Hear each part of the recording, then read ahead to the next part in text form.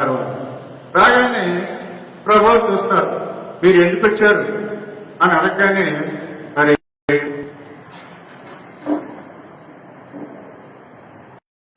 అర్థం చేసుకుని చెప్పాడు, మీరు రొట్టెలు భుజించి తృప్తి పొందటం వల్లనే నన్ను వెతుకుతున్నారు అన్నాడు.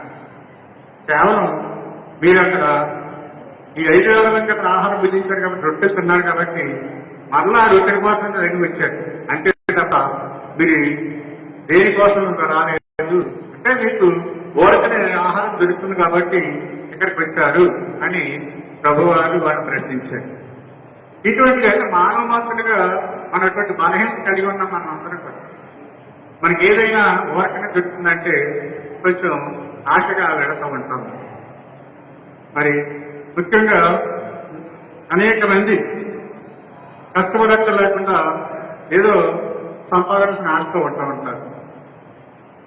అప్పుడప్పుడు మనం పేపర్లో చదువుతూ ఉంటాం, ఎక్కడెక్కడో గొప్ప నిధుల కోసం తవ్వారని, లేదా లెంకి బిల్లు దొరుకుతాయని తవ్వారని, లేదా ఏవో దొరుకుతాయని మనం ఆశగా తవ్వినట్టుగా పేపర్లో చదువుతూ ఉంటాం.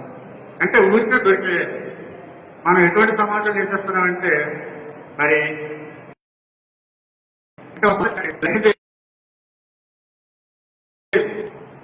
ఏదైనా జరుగుతుందంటే దానికోసం ఎంతటి పని చేయడానికన్నా ముందుకెళ్ళిపోతా ఉంటాం.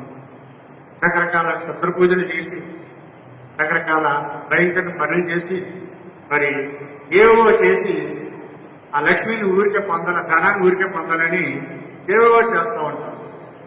ఇది చాలా మరి ప్రభు వారు అలాంటిదే ఉండకూడదని చెప్తున్నాను. కేవలం రొట్టెలు భుజించడానికి మీరు వచ్చారు అంటే ప్రభువారు ఆలోచిస్తారు. అంతేకాదు కొంతమంది మనకు వస్తున్నప్పుడు ఒకసారి మరి ఈ ఆటోలు అవి చూస్తున్నాం మనం. అంటే ఎవరో మనకు మేలు జరిగిపోవాలంటే ఏ పని చేసినా పర్వాలేదు అని ఫోటోలు పెడుతున్నారు ఈ మధ్య. ఓ ప్రక్కేమో వినాయకుడు బొమ్మంటారు, మధ్యలో అల్లా బొమ్మంటారు, ఆ ప్రక్కనేమో యేసుక్రీస్తు బొమ్మంటారు. ముగ్గురికి అభివృద్ధి వెలిగించేసుకుని చేస్తారు. ఈ దేవుడి కాకపోతే ఆ దేవుడు, ఆ దేవుడి కాకపోతే ఈ దేవుడు, ఎవరో ఒకటి మనం మేలు చేస్తారు అని ఆశగా ఏవో చేస్తూ ఉంటారు. అంటే మేలు జరిగిపోవాలి ఏ పరిస్థితి అయినా సరే. అది మంచి భక్తి కాదు. మన దేవుడు ఎలాంటి దేవుడు? రోషము గల దేవుడే.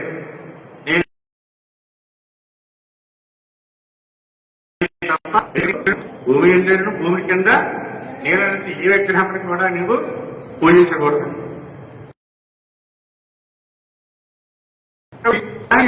సర్వలోకానికి సృష్టించి సరదా కాపాడు సర్వశక్తిమంతుడు మన దేవుడే, ఆయనే పూజించిన తప్ప నేను తప్ప వేరొక దేవుడు మీకు ఉండగలదని ప్రభువారు అని చెప్పారు.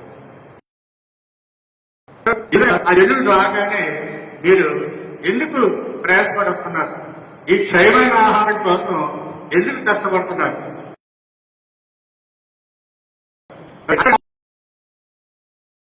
ఆహారాన్ని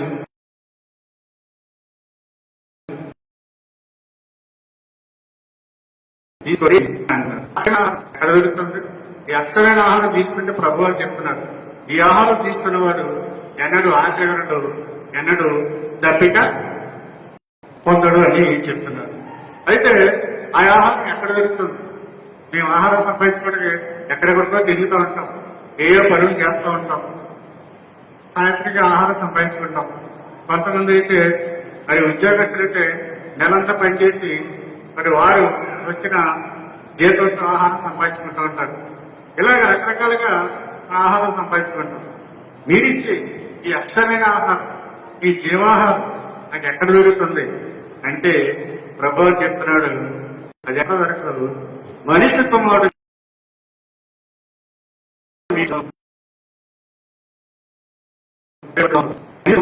కానీ నేను ఇచ్చాను.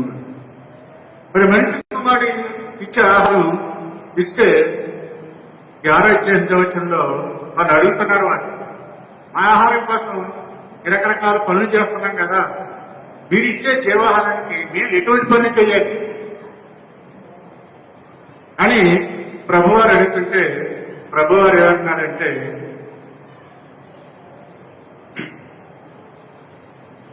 ఆ, మీ ఆయన పంపిన వారి విశ్వాసించటే దేవుని క్రియ అని వారితో చెప్పేది. ఆయన పంపిన వాడు ఎవరు అంటే ప్రభు వారు ఏమంటున్నారు, ఆయన పంపిన మరి ఆయన పంపిన వారంటే నేనే అని ప్రభు వారు చెప్తున్నారు.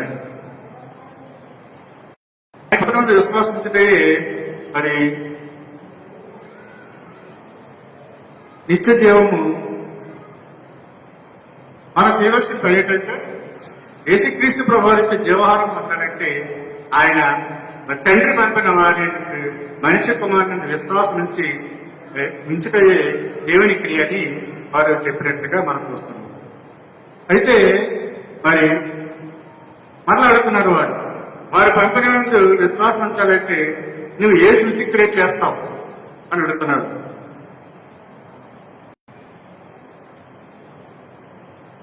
ప్రభువా చెప్తున్నారు, సూచిక్రియ అనేది మరి నమ్మాలి మీరంటే తప్ప 40 వచ్చిన మనం చదువుకున్న వాళ్ళు 40 వయసులో కుమారుని చూసి ఆయన విశ్వాసం ప్రతివాడును నిత్య జీవం పొందటే నా తండ్రి చిత్తము అంచె తెలిపిన వారిని నేను లేపదును అని. అంటే యేసుక్రీస్తు ప్రభు వారు ఇచ్చే అక్షమైన ఆ జీవాహారం తీసుకోవాలంటే అది ఎక్కడ దొరుకుతుందో చెప్పాడు, నా వద్ద దొరుకుతుందని చెప్పాడు. దానికోసం ఎటువంటి పని చేయాలని చెప్పాడు. ఎటువంటి పని చేయాలంటే మరి ఆయన పంపిన వానందు యేసుక్రీస్తునందు విశ్వాసం ఉంచాలని చెప్పాడు. అంతేకాదు మరి అలా విశ్వాసం ఉంచిన వాడు నిత్యజీవం పొందాలని తండ్రి ఎందుకు పంపించాడు నన్ను? ఆయన చిత్తం నెరవేర్చడం పంపించాడు. ఆయన చిత్తం ఏంటి? అనేక మందిని మరి ఆయన సన్నిధికి తీసుకురావాలి, నిత్య జీవాన్ని తీసుకురావాలి. అదే వారందరినీ కూడా మరి నేను అంచెదినాన్ని వాళ్ళు ఇస్తారు. అంటే అదే ఈ 5వ అధ్యాయం 20వ వచనంలో అంచెదినం అంటే ప్రభు చెప్తున్నారు. ఒకసారి చూద్దాం. 5వ అధ్యాయం 24వ వచనం. నా మాట విని నన్ను విశ్వాసం నుంచి వాడు నిత్య జీవం గలవాడు, వాడు తీర్పులోనికి రాక మరణం నుండి జీవనం దాటి నిత్యంగా చెప్తున్నాను.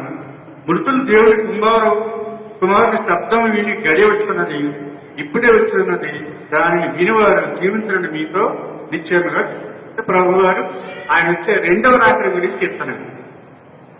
ఈ 2వ రాత్రి వచ్చినప్పుడు అదే 22వ వచనంలో ఆ కాలంలో సమాధానం ఉన్న వారందరూ కూడా ఆయన శబ్దం విని మేలు చేసిన వారు పునరుత్థానమునకు బయటికి వచ్చేదారు అని చెప్తున్నాడు. కాబట్టి క్రీస్తు ప్రభుత్వ జీవహారం తీసుకోవాలంటే ఆయన విశ్వాసం ఉంచాలి. అలాగే మరి మరొక అంతేకాకుండా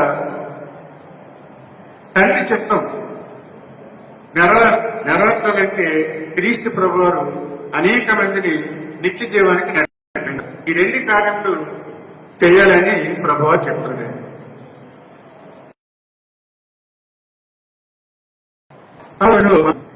అయితే వీళ్ళందరూ కూడా అదేంటి ప్రభువారు 47వ వచనంలో మాట్లాడతారు, జీవాహారం నేనే.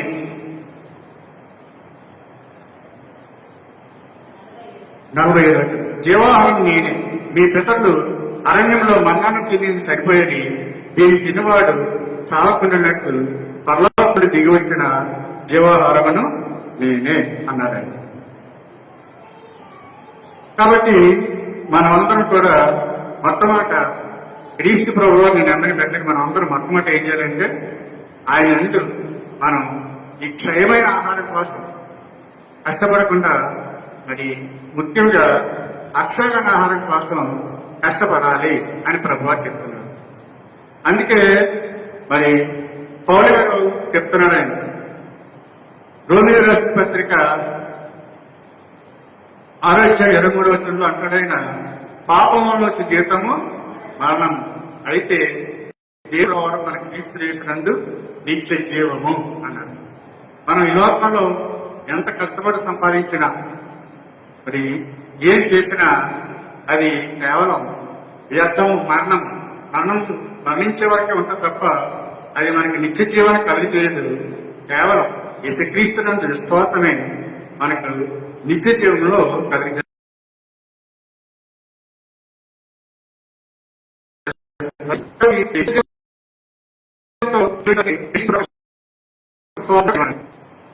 అలాగే మనం మన శారీరకంగా జీవించాలంటే మనం రకరకాల పనులు చేసి మన ఆహారం సంపాదించుకోవాలి. మరి కష్టపడటం ఈజీయా లేదా విశ్వాసంతో మరి తేలిగ్గా ఉంటారా అంటే విశ్వాసంతో ఉండటమే చాలా కష్టమైన పని.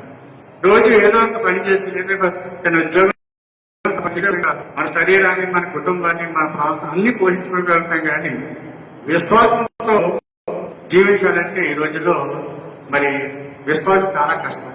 ప్రభు వారు చెప్పారు కదా, మరి నేను వెంబడించేవాడు తన సెల్లునెత్తుకుని నన్ను వెంబడించాను. సెల్లునెత్తుకోవడం అంటే ఎన్నో కష్టాలు, అవమానాలు, బాధలు, శ్రమలు, శోధనలు ఇవన్నీ వస్తూ ఉంటాయి.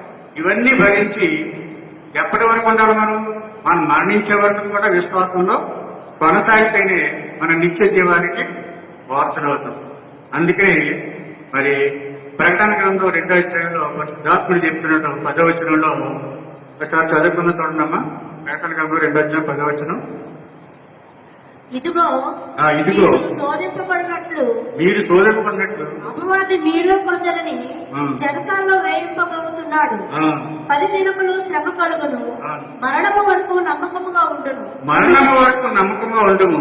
నేను నీకు జీవ కిరీటం ఇచ్చేదను. నేను మీకు జీవ కిరీటాన్ని ఇచ్చేది. మరణించే వరకు మనం ఎలా ఉండాలట? నమ్మకంగా ఉండాలి, విశ్వాసంతో ఉండాలి. అంటే మనం మామూలుగా కష్టపడితే ఏం చేస్తాం? కొద్దిగా ఆలోచన తప్ప మనం పని చేయలేదు. లేదా కొంతమంది మరి బాగా డబ్బు ఆరోగ్యం ఉన్నప్పుడు రకరకాల పనులు చేసి డబ్బు సంపాదించుకొని వాళ్ళు ఇంకా పని చేయలేని పరిస్థితుల్లో రిటైర్మెంట్ సమయంలో ఆ డబ్బుతో సుఖంగా జీవిస్తూ ఉంటారు. కాబట్టి దానికి అంత కష్టం లేదు. కానీ విశ్వాసంతో ఉండాలంటే మనం మరణించే వరకు కూడా విశ్వాసంతో ఉండాలి. ఎన్ని శ్రమలు వచ్చినా, శోధనలు వచ్చినా మరణించే వరకు విశ్వాసంతో ఉంటే మరి ప్రభు వారు మనకి ఏమిస్తారట? జీవ కిరీటాన్ని ఇస్తాడు. ఆ జీవ కిరీటం పొందాలంటే మరణించే వరకు మన విశ్వాసంతో జీవించాలి. ఇక మన పాఠ్య భాగంలోకి వస్తే ఈ జీవాహారం గురించి ప్రభు చెప్పినప్పుడు ఈ యూదులందరూ కూడా ఆశ్చర్యపోయారు. వాళ్ళు ఏం చేస్తున్నారట? సొనకుంటున్నారు ప్రభు వారి మాటకి. ప్రభు అదేంటి మన కళ్ళ ముందు పెరిగిన మరి యేసేపు మరియమ్మ కుమారుడు కదా ఇతను నేను పరలోకంలో దిగి వచ్చానని ఎలా చెప్తున్నాడు అని వాళ్ళ వరకు సనుక్కుంటా ఉన్నారు. ఈ సనుగులు అనేది మన క్రైస్తవులకి ఉండకూడదు. ఒక భక్తుడు అంటాడు, విసుగుదల ఉండకూడదు, విశ్వాసం ఉండాలి. అలాగే సనుగులు ఉండకూడదు, సహనం ఉండాలి అంటారు. ఇది అసలైన లక్షణం మన క్రైస్తవులకి. వీళ్ళ సనుగుడు ఎక్కడి నుంచి వచ్చిందంటే వీళ్ళకి వాళ్ళ పితల నుండి వచ్చింది. మరి 70 యేసేపు కాలంలో వాళ్ళు ఏం చేశారు? అప్పుడు ఫరో రాజు యేసేపుని గౌరవించి ప్రధానమంత్రి చేసి ఆ దేశంలో ఫరో వస్తే అతను ప్రధానమంత్రి చేసి అతన్ని గొప్ప గౌరవించి దాని వలన మరి అక్కడ ఫరోలో ఆ 7 సంవత్సరాలు కూడా ఈజిప్ట్ ప్రజలకు ఏ లోటు లేకుండా చేస్తే ఆ ఫరో రాజు ఏం చేశారంటే నీ జనాంగాన్ని కూడా తీసుకొచ్చి ఈ ఐగుప్తులో వారికి సారవంతమైన ప్రదేశాన్ని మీకు ఇస్తారు.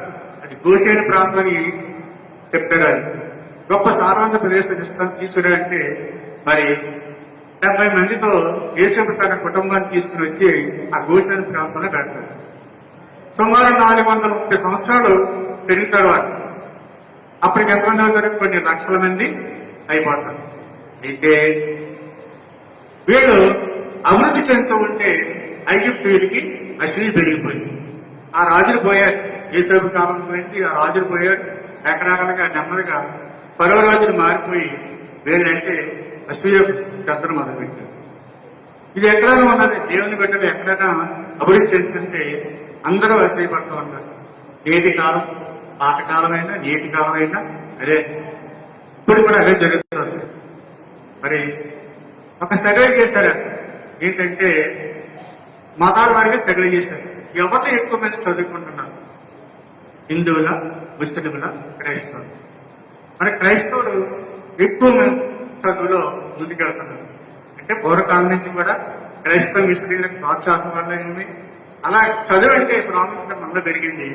కానీ ఈ ముస్లింల్లోను, క్రైస్తవుల్లోను కూడా, హిందువుల్లోను కూడా నిరక్షరాస్యత ఎక్కువగా ఉందని సర్వే చేశారు. అందువల్ల వాళ్ళు ఏం చేస్తారంటే వీళ్ళు అభివృద్ధి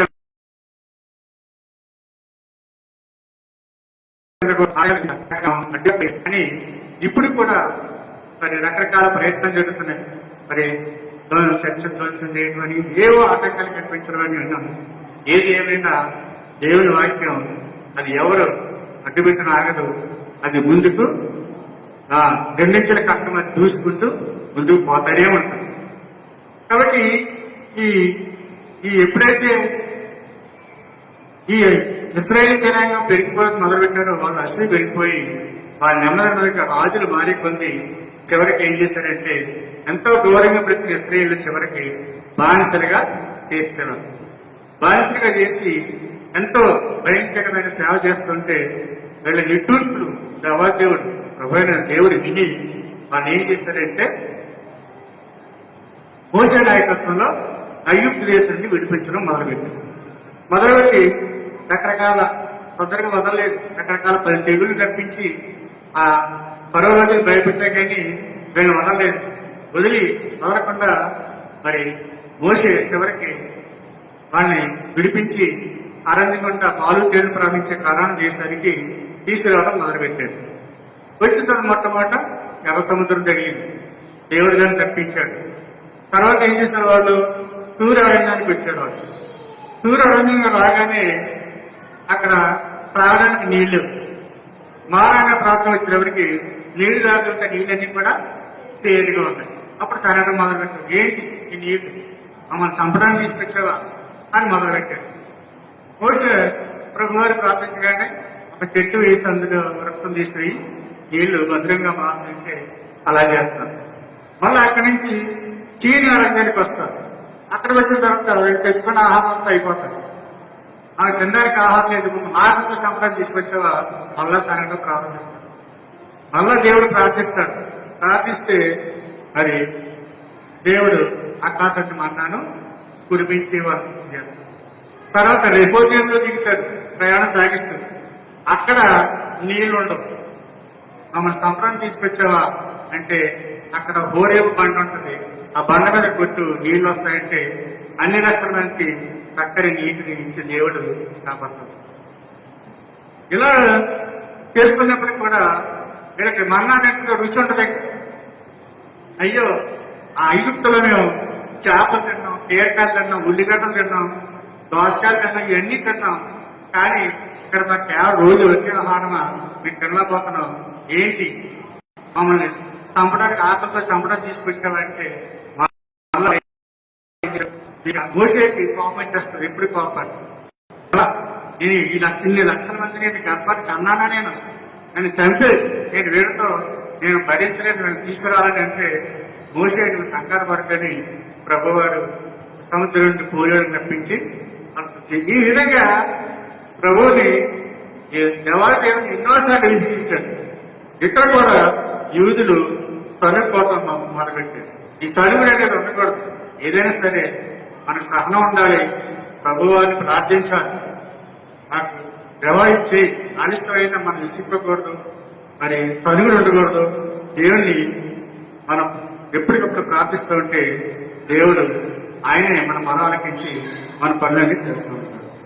కాబట్టి ఈ జీవాహారం కోసం ప్రభు అని చెప్పగానే వీళ్ళు చనివి ప్రారంభించారు.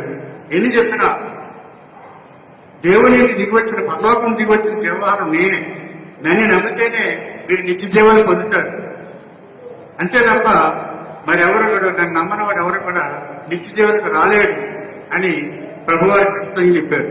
కుమారుని నమ్మకం ఉండి విశ్వాసం ఇచ్చేవాడే నిత్య జీవనం పొందుతాడు తప్ప మరి ఇంకెవడో కూడా విశ్వసించేవాడు నిత్య జీవం కలవాడు, జీవాహారం నేనే అని చెప్తా ఉంటాడు.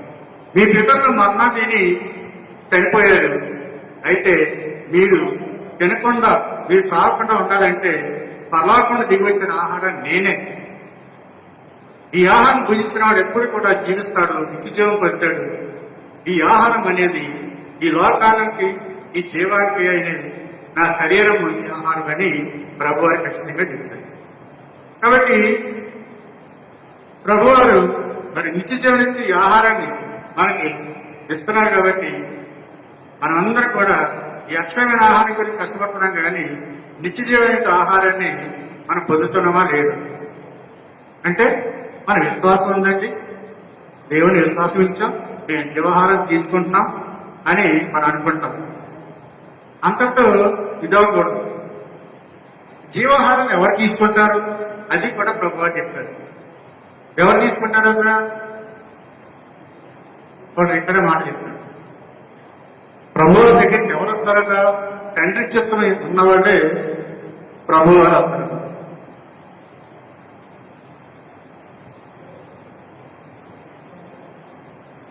సార్ అమ్మా 46 దేవుని చేత బోధించబడుదురు అని ప్రవక్తల లేఖనములలో వ్రాయబడి ఉన్నది. కనుక తండ్రి వలన విని నేర్చుకొనిన ప్రతి వాడును నా ఎదుకు వచ్చింది.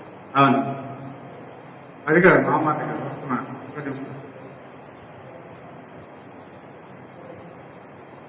44 వచ్చిన నన్ను పంపిన తండ్రి వాళ్ళని ఆకర్షిస్తే గాని ఎవడను నా యొద్దకు రాలేడు, అంచెదిన నేను వారిని లేపుదును. ఈ రోజున మనం విశ్వాసులుగా ఉన్నామంటే ముందు ఎవరు పంపించారో తండ్రే పంపించారట. మనం రకరకాల మరి సంఘటనలు వింటున్నాం, మనం భక్తుల గురించి వింటాం. మనం పౌలు గారి సంగతి చూడండి. పౌలు గారిని మరి దేవుడే ఏర్పాటు చేసుకున్నాడే. అలాగే మరి కొరింథీయుల సంఘం ఏర్పాటు చేసినప్పుడు నువ్వేం భయపడకు, నేనున్నాను, ఇక్కడ అనేక మంది జనం నా కోసం ఉన్నారు, వాళ్ళందరినీ నువ్వు రక్షించు అని దేవుడి దర్శనం చెప్తే ఆ జనం అందరికీ సువార్త చెప్తే వాళ్ళందరి విశ్వాసంతో మరి సంఘంగా ఏర్పడ్డారు. అదేవిధంగా మనం ఈ రోజున క్రీస్తు ప్రభుని నమ్మామంటే అదంతా ఈ రక్షణ అనేది ఎవరి చిత్తం అంటే దేవుని చిత్తం. కీర్తనకారుడు దాంట్లో 62 వచ్చాయన్నాం. మరి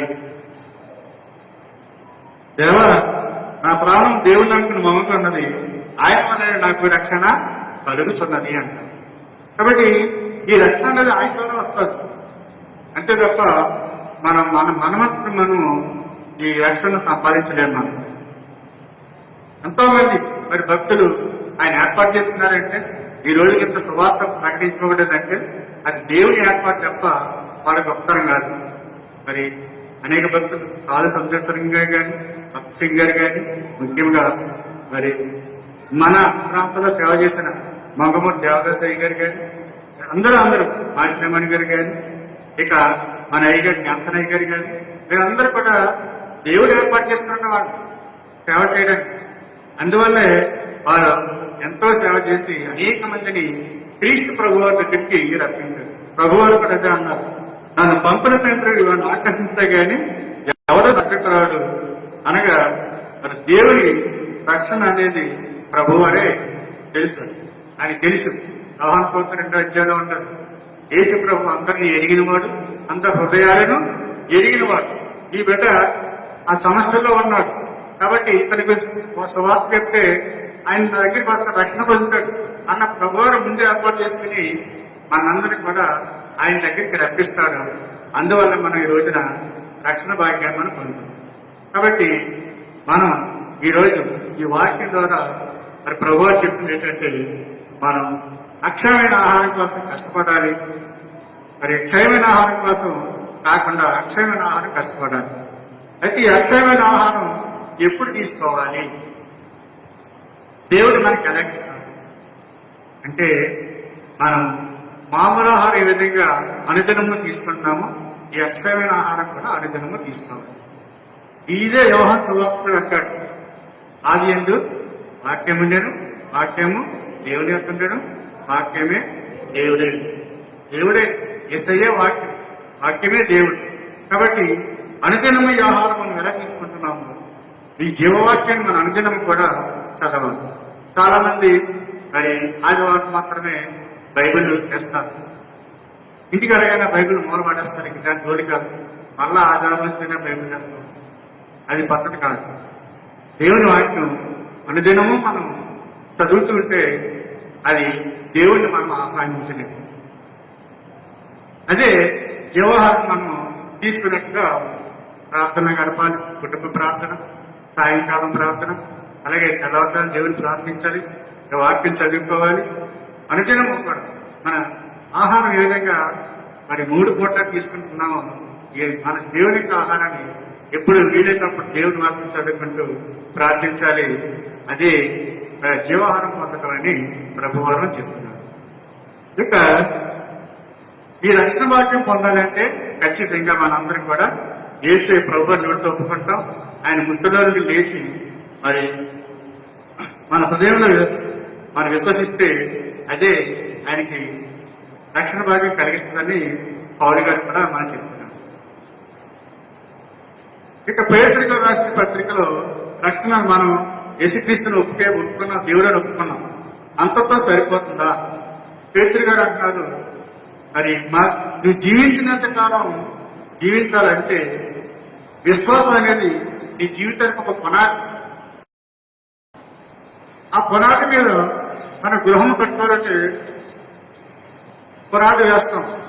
పునాది వేసిన తర్వాత మళ్ళా ఇటుకలు పేర్చి పైన స్లాబ్ వేస్తాం. అప్పుడే పూర్తిగా రక్షణ ఉంటుంది మన ఇంట్లో. పేతురు గారు అంటున్నారు, మరి కేవలం విశ్వాసాన్ని పునాది ఉంటే సరిపోదు, ఇంకా దానికి కొన్ని లక్షణాలు ఉండాలి అని చెప్తున్నారు. ఏంటి ఆ లక్షణాలు? మన పేతురు రాసిన పత్రికలో చదువుకుంటున్నాము. మొదటి లక్షణం చూడండి, 5వ వచనం. పేతురు రాసిన 2వ పత్రిక 5వ వచనం. అది కడవరి కాలమందు బయలుపరచుటకు సిద్ధముగా ఉన్న రక్షణ మీకు కలుగునట్లు విశ్వాసం ద్వారా దేవుని శక్తి చేత కాపాడబడు మీ కొరకు ఆ స్వాస్థ్యము పరలోకమందు భద్రపరచబడి ఉన్నది. ఇందువలన మీరు మిక్కిలి ఆనందించున్నారు గాని అవసరమును బట్టి నానా విధములైన శోధనల చేత ప్రస్తుతము కొంచెము కాలం మీకు దుఃఖము కలుగుతున్నది. ఒకటో అధ్యాయం.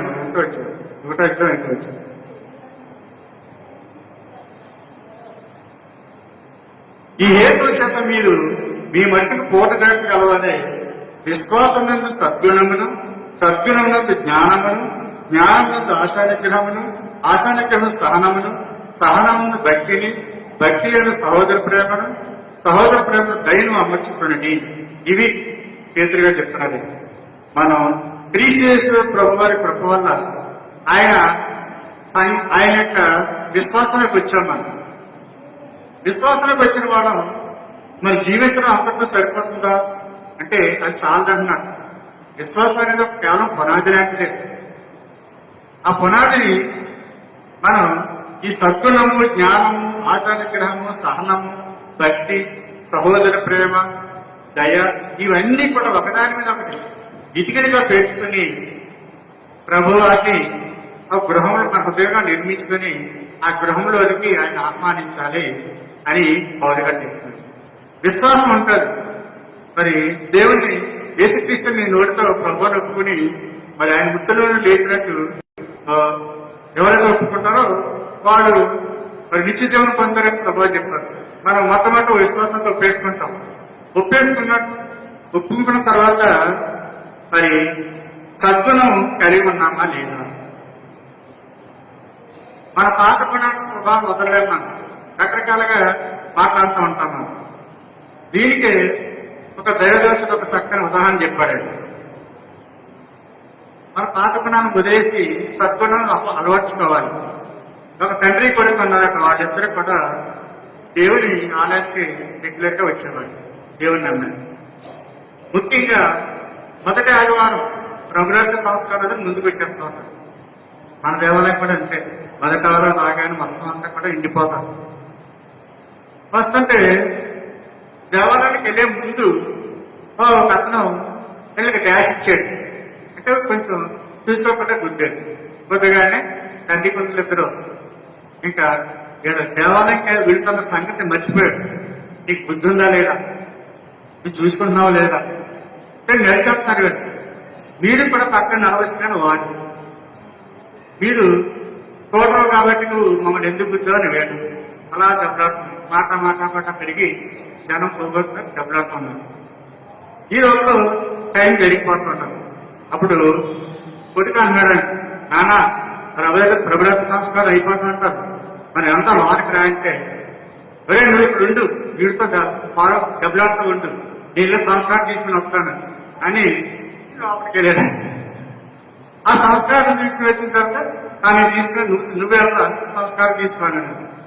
అది మరి అది విశ్వాసమైన నిజమైన విశ్వాసమే, నిజమైన సద్గుణమా? మన ప్రభుత్వ సంస్కారం క్రీస్తు ప్రభు వారి పరిశుద్ధమైన శరీరాన్ని మరి ఆయన రక్తాన్ని మనం పానం చేస్తున్నామంటే పరిశుద్ధమైన మనసుతోటి ఆయన సన్నిధికి రావాలి. మన పాత గుణాలన్నీ వదిలేయాలి, దుర్గుణాలన్నీ వదిలేయకుండా మరి పాత స్వభావంతో నడిస్తే మనం నిత్య జీవానికి వెళ్ళాలి. అందుకనే పేతురు గారు అంటారు ఆ అధ్యాయంలో చివరంటారు, మీరు ఇంటి క్రియలు చేయవారైతే ఎప్పుడు నువ్వు తొట్టిల్లరు. అంటే విశ్వాసంతో బట్టి సద్గుణం అంటే మనం ఎప్పుడు కూడా తొట్టిల్లమని ప్రభువారు చెప్తున్నారు. అలాగే తర్వాత ఏమన్నారు అంటున్నారు ఆయన, విశ్వాసం తర్వాత మరి జ్ఞానం ఉండాలన్నాడు, సద్గుణం కలిగి ఉండాలన్నాడు. సద్గుణం అంటే జ్ఞానం ఉండాలన్నాడు. ఈ జ్ఞానం అనేది మనకెంతో కావాలి, అందరికీ తెలుసు కదా. అది సాంత్రిక గ్రంథకర్త అంటాడు, జ్ఞానవంతురాలు తన ఇల్లును కట్టుకుంటారు, మూఢురాలు తన చేతులతో ఇల్లును మూట పెట్టుకుంటారు. స్త్రీయే కాదు పురుషుడు కూడా జ్ఞానంగా ఉండాలి. ఉంటేనే ఆ కుటుంబం కానీ మరి ఆ సంసారం కానీ ఎంతో గొప్పగా అభివృద్ధి చెందుతూ ఉంటుంది, ఆదర్శంగా జీవించగలుగుతూ ఉంటారు. అలాగే ఆశానిగ్రహం కలిగి ఉండాలి. మనమందరం కూడా మరి మనకుండే ఆశల్ని అదుపులో పెట్టుకోవాలి. ఆశానిగ్రహం కలిగి ఉంటే దేవుని యొక్క అనుగ్రహాన్ని మనం పొందగలుగుతాం. అంతే తప్ప మన విచ్చలవిడిగా క్రీస్తు బిడ్డలుగా మరి దేవుణ్ణి నమ్మినప్పుడు మనం విచ్చలవిడిగా ప్రవర్తిస్తే దేవుని రాజ్యం చేతులు ఆయన యొక్క అనుగ్రహాన్ని పొందలేం. కాబట్టి మనం ఆశానిగ్రహం కలిగి ఉండాలని చెప్తున్నాడు. అంతేకాదు సహనం ఉండాలి. ఇది అందరికీ మనకు తెలుసు. భక్తి అంటే సహోదర ప్రేమ ఉండాలి. మన ప్రభువారు చెప్పారు, నీ వారి నీ పొరుగు వారిని ప్రేమించాలన్నారు. ఈ లక్షణాలనే ఉండాలి. విశ్వాసం ఉంటే మనకు సరిపోదు. అలాగే ప్రేమ ఎంత దయను కలిగి ఉంటుంది. దయ అంటే ప్రేమ. మన అన్నిటికన్నా ముఖ్యమైనది క్రీస్తు ప్రేమను మనం కలిగి ఉండాలి. ఈ ప్రేమ గురించి కూడా ఒక దైవజనుడు చక్కని ఉదాహరణ చెప్పారు. భార్య భర్తలు మరి కొత్తగా పెళ్ళైనట్టు వాళ్ళు పెళ్ళి అయితే కొత్త పెళ్ళైన కొద్ది కాలం సంతోషంగా ఉన్నారు. నెమ్మదిగా మళ్ళా గొడవలు ప్రారంభమయ్యాయి. ఈ భర్త తరచు పాపం ఆ భార్యని ప్రతిదానికి ఏదో వంక పెట్టి కట్టడమే. కూరలో ఉప్పు ఎక్కువైపోయిందని, అలాగే నేను ఆఫీసు రాగానే మంచినీళ్ళు ఇవ్వలేదు, టీ ఇవ్వలేదు, ఇలా ప్రతి దానికి గొడవలు పెడతాం, ఇంట్లో మనశ్శాంతి లేకుండా చేయటం చేస్తున్నాను. అయితే ఇంకొక రోజు ఇద్దరు కూడా తారస్థాయికి వెళ్ళిపోయారు, గొడవలు అయిపోయి. తర్వాత ఇద్దరు ఆలోచించుకొని, ఏమండి మనం ఎందుకు గొడవలు పడుతున్నాం, ఒక పని చేయండి, ఒక వారం రోజులు నేను చేసిన తప్పులు మీరు రాయండి, మీరు చేసిన తప్పులు నేను రాస్తాను. అప్పుడు అన్నీ కూడా మనం సరి చేసుకుని అప్పుడు ప్రేమగా ఉందాం, కలిసినట్టు సంతోషంగా ఉందామని వాళ్ళు ఒక రాజీకి వచ్చారు. సరే సోమవారం మొదలైంది. ఒక్కొక్కరు ఈ భర్త రాసుకున్నాడు, ఈవేళ కూరలో ఎక్కువైపోయింది. అలాగే ఆఫీస్ నుంచి రాగానే నాకు మంచిగా ఇవ్వలేదు, టీ ఇవ్వలేదు, నాకు ఎదురవ్వలేదు. ఒక్కో రోజు రాసుకుంటూ వెళ్ళిపోతున్నాను. భార్య కూడా రాసుకుంటూ వెళ్ళిపోతాను. ఇంకా ఆదివారం వచ్చింది, ఏమండి రండి మన ఇద్దరం ఏమి రాశారో మనం చూసుకుందాం ఒకరినొకరు తప్పులు సరి చేసుకున్నామని ఇద్దరే కూర్చొని రాస్తున్నాను. కూర్చొని మాట్లాడుకుంటే భర్త చెప్తున్నాడు. భర్త చదివేస్తున్నాడు వరుసగా. ఇక సోమవారం నాకు ఈ పూర్వం కారెక్ట్ చేస్తాను, ఉప్పు ఎక్కువ చేస్తాను. అలాగే మంగళవారం నేను ఆఫీస్కి వచ్చి నాకు టీ పెట్ట నాకు ఎదురవ్వలేదు, నాకు ఏం చేయలేదు. బుధవారం ఇలాగ రకరకాల వంటలు. ఇక ఒక మనిషిని మనం ఏదో వంట పెట్టాలని దృష్టి చూస్తే ఏదో తప్పు దొరుకుతూనే ఉంటుంది. అన్నీ రాసేసాను. సర్లేండి, ఈ తప్పులు అనేటువంటి సరి చేసుకుంటాను, ఈ విషయంలో నన్ను క్షమించండి అని భార్య సర్దుపోయింది. భార్య తీసింది భర్తకి ఇచ్చిందండి. నేను రాసిన దోశ తీసుకోండి మీరు. అప్పుడు ఆ భార్య ఇచ్చింది చూసి చదువుతున్నాడు. సోమవారం నా భర్త చాలా మంచివాడు, ఈ రోజు నన్ను ఎంతగానో ప్రేమించాడు. మంగళవారం నా భర్త నిన్నటి కన్నా ఈరోజు మరింతగానో ప్రేమించి నన్ను ఎంతో ప్రేమగా చూసుకున్నాడు. బుధవారం ఇలాగే మొత్తం అన్ని 6 రోజులు కూడా అదే రాసింది. అప్పుడు భర్త మరి ఎంతో మారు మనసు పొంది ఆమె చేతులు పట్టుకొని నాకు క్షమించు, నేను ఎప్పుడు కూడా నీ తప్పులు వెతకను, చిన్న చిన్న రాష్ట్రాలు మన సొంతకు పోదాం, మనం ఎక్కడి నుంచి ప్రేమగా ఉందాం అని చెప్పాడు. ప్రేమ అంటే అలా ఉండాలి. ప్రేమ అనేక దోషములను కప్పుతుంది. కాబట్టి అటువంటి ప్రేమను మనం కలిగి ఉండాలి. కాబట్టి పేదగా చెప్పినట్టు ఇవన్నీ మనం కలిగి ఉంటే మనం ఖచ్చితంగా యేసుక్రీస్తు ప్రభు వారి యొక్క మీరింటికి తిరిగి చేయాలి ఎప్పుడు దొట్టలరు మన ఆయన ప్రభు అయిన రక్షకుడు యేసుక్రీస్తు అక్కడ నిత్య రాజ్యంలో మనకు సమృద్ధిగా అనుకరింపబడుతుంది అని చెప్తున్నాను. కాబట్టి ఈ విధంగా మనం ప్రభు అయిన క్రీస్తు ప్రభు యొక్క జీవాహారం తీసుకున్న మనం ఈ గుణాలన్నీ కూడా మన లక్షణాలన్నీ కూడా కలిగి ఉండాలి. అప్పుడే మన నిత్య రాజ్యానికి వారసులు అవుతాం. మరి అలా ఉంటున్నామా లేదా ఒకసారి మనం గుర్తు చేసుకోవాలి. దేవుని ఆలయానికి ఆదివారం వస్తున్నాం. అలాగే మరి దైవ స్వామికులు ఏం చేస్తున్నారు? వీళ్ళ ఇంటి దగ్గర అనేక సమస్యల వల్ల దేవుని వాక్యాన్ని మర్చిపోతారేమని రకరకాల పద్ధతుల్లో కోటాలు పెట్టి, ఉద్యోగ కోటాలు, ఉపవాస కోటాలు, విజ్ఞాపన కోటాలు ఇవన్నీ పెట్టి అనుదినము దేవుని వాక్యాన్ని అందిస్తుంటే మరి ఆ వాక్యాన్ని మనం శ్రద్ధగా వింటున్నామా? అదే జీవాహారం. దేవుడు మన ఆలయం ఇచ్చే వాక్యమే జీవాహారం. దైవదాసు ద్వారా అందించే వాక్యమే జీవాహారం. ఆ జీవాహారాన్ని ఎప్పుడప్పుడు తీసుకుంటూ మన జీవితాన్ని ఎప్పటికప్పుడు సరి చేసుకుంటూ మరి పేదలుగా చెప్పినట్టుగా ఈ సహోదర ప్రేమ, మరి ఇతరులను ప్రేమించే మంచి మనసు, సహనం, సద్గుణము, జ్ఞానం ఇవన్నీ కూడా కేవలం విశ్వాసమే కాదు, ఇవన్నీ కూడా ఉంటే మరి ఆయన రాజ్యానికి మన వారసులు అవుతాం.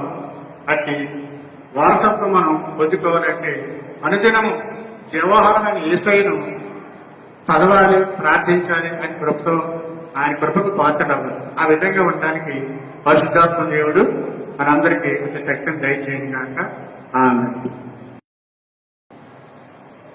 ఈరోజు ఈ వాక్యం చెప్పడానికి ఇంత ధైర్యం ఇచ్చినటువంటి మాటనయ్య గారికి, మా అమ్మగారికి, మరి నా సంఘ సభ్యులకు మీ అందరూ కూడా మరొకసారి నా హృదయపూర్వక వందనాలు తెలియజేస్తూ మరొకసారి సెలవు తీసుకుంటాం. Thank you.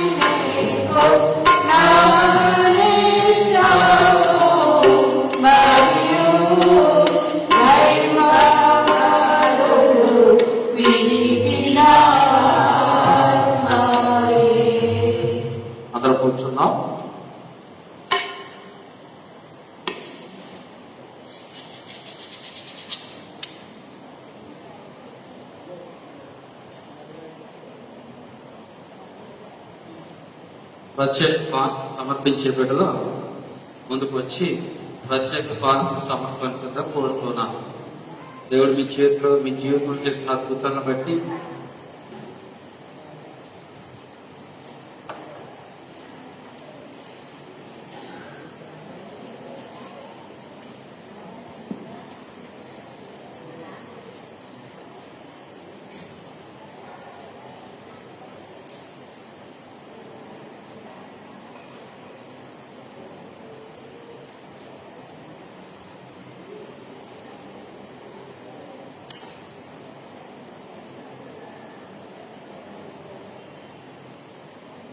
ప్రార్థన చేసుకుందాం. ప్రేమ నమ్మకం కలిగిన మా ప్రేమలకు తండ్రి, ఈ ఘనమైన నామానికి స్తోత్రాలు చెల్లిస్తున్నా. ఆయన బిడ్డల ప్రభువా, ఈ సన్నిధానంలో నిలబడి ప్రభువా, మీరు చేసిన మేలు నిమిత్తమైన ప్రభువా, బిడ్డలు అర్పించినటువంటి కానుకను అర్పించండి. ఆయన మరి ఈ వాక్యం సెలవిస్తుంది, యేసుక్రీస్తు మహిమలో నీ ప్రతి అవసరము తీర్చబడుతుందని వాక్యం సెలవిస్తుంది. మరి వ్యక్తిని కానుకను ఆశీర్వదించండి. మరి యొక్క కుటుంబంలో ఇంకా ఏదైనా లోటు ఉంటే ప్రభు మాకు తెలియదు కానీ ఆ లోటును తీర్చమని ప్రార్థన చేసుకోనా. మరి యొక్క కానుకకు తగిన ప్రతిఫలం తెచ్చేయండి.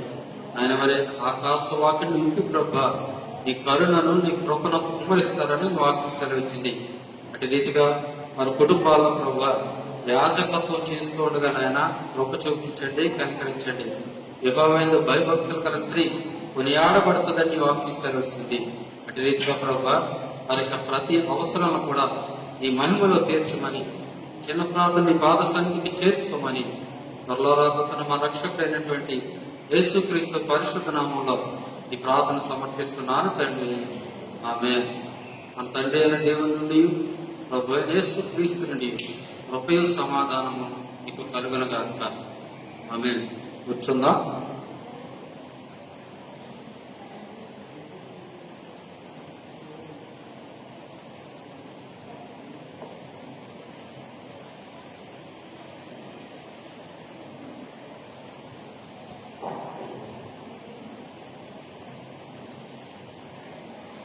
సంఘ కానుకలు సమర్పించుకుందాం. మరి సంఘ కానుకలు సమర్పించే ముందు ఇద్దరు పాటలు మరి మీరు సమయాన్ని ఇష్టం చేశారు. చరణం పల్లవి కానుక పట్టుకుని ఒక ఇద్దరు ముందుకు వచ్చినట్లయితే కానుక పట్టు.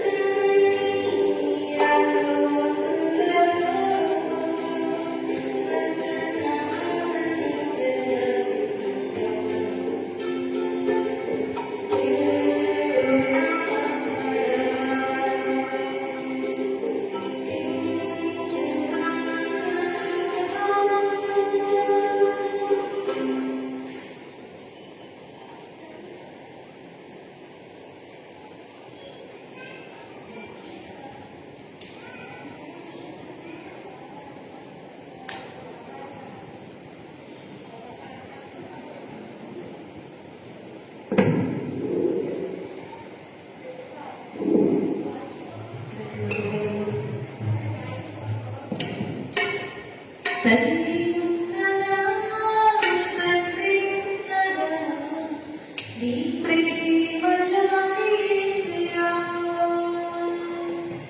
అన్నలందరైనా నవిడలైనా నీ ప్రేమ వేరు యేసయ్యా తల్లి ఉన్నదా తండ్రి ఉన్నదా నీ ప్రేమ జాలి అన్నలందరైనా నవిడలైనా నీ ప్రేమ వేరు యేసయ్యా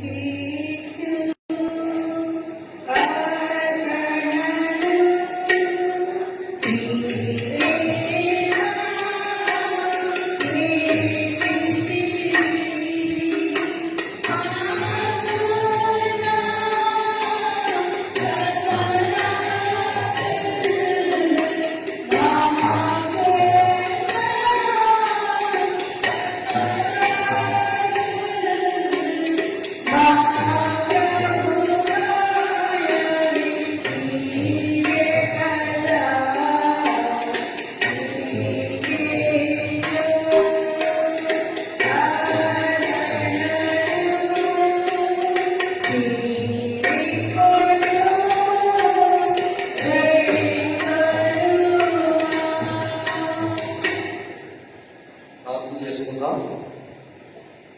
సకల ఆశీర్వాదాలకు కారణభూతులైన మా తండ్రి, ఈ ఘనమైన నామాన్ని వందనాలు చెల్లిస్తున్నాం.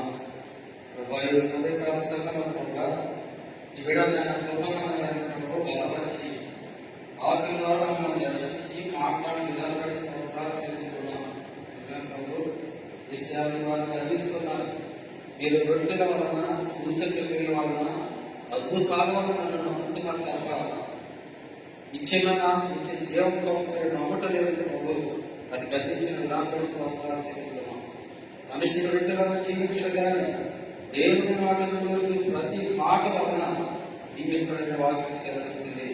కానీ మరి మాకు ఇచ్చిన వాక్య భాగం స్తోత్రాలు చెల్లిస్తున్నాం. లేఖనంలో వాయువు ప్రకారం వారందరూ దేవుని చేత బోధింపబడతారని వాక్యం సెలవిస్తుంది. కానీ యేసయ్య లోకానికి నేరుగా వచ్చిన వారికి బోధించిన విధానం బట్టి స్తోత్రాలు చెల్లిస్తున్నాం. ఆయన మా పిల్లల ఆలయంలో అన్నాన కింద చనిపోయినప్పుడు సెలవిస్తున్నారు.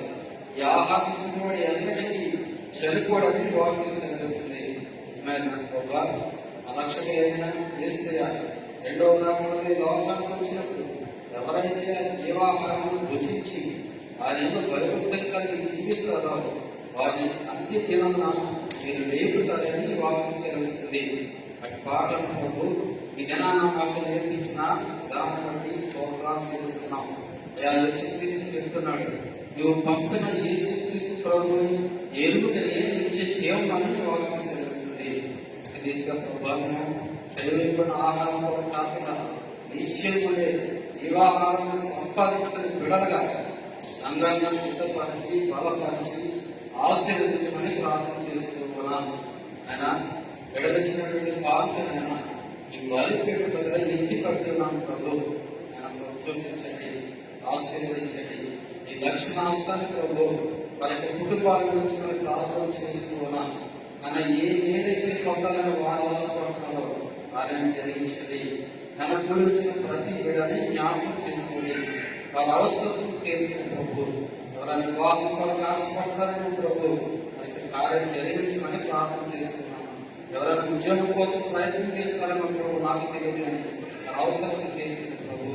అని మరి ఎవరైనా అనారోగ్యం ఉన్నారని ప్రభు ఈ సమయంలో వారికి హృదయాలు నిండి నాయన ఈ సన్నిధానానికి మొరపెట్టారని ప్రభు ప్రార్థనలు ఇచ్చండి.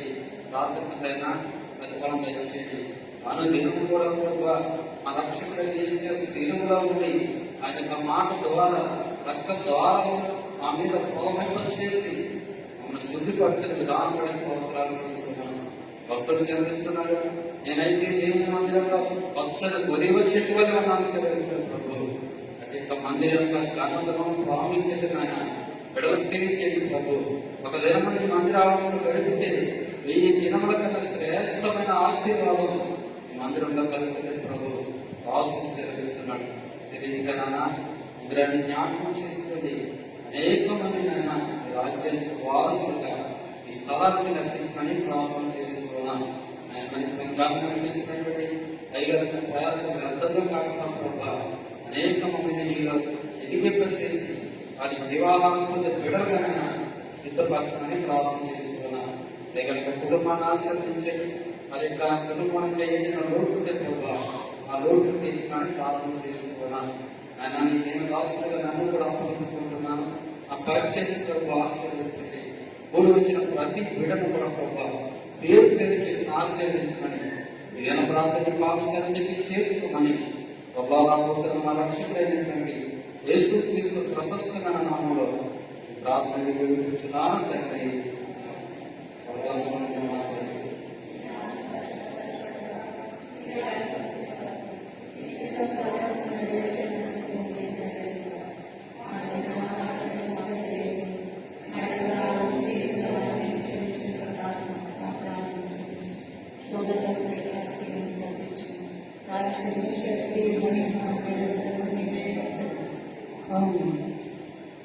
అందరూ కూర్చుందాం.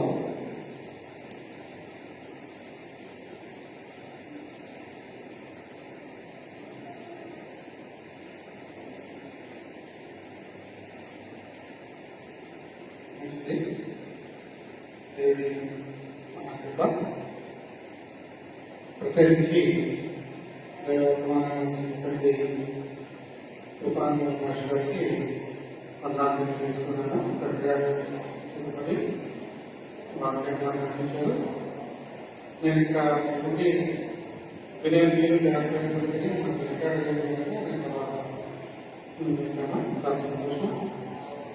మరి ఈ లెక్క ధ్యానం కరెక్ట్గా జరగాలి. మనకు కూడా దేవుని ఆశీర్వాదాలు ఉండాలంటే మనందరూ మీరు అశ్రద్ధ చేయకుండా ప్రతిరోజు కూడా ఇప్పటికే 21-22 రోజులు అయిపోయి ఇంకా శుక్రవారం తీసుకెళ్తే కనుక సుమారు 15 రోజులు మాత్రమే ఉన్నాయి. కాబట్టి భక్తితో శ్రద్ధతో రావాలని తెలియజేస్తున్నాను. వచ్చే ఆదివారం యథావిధిగా మనం 11 గంటలకు సంఘాన్ని ఆరంభమని తెలియజేస్తాం. మనందరం కలిసి ఆంధ్రప్రదేశ్ నుండి 341 వస్తుందాం.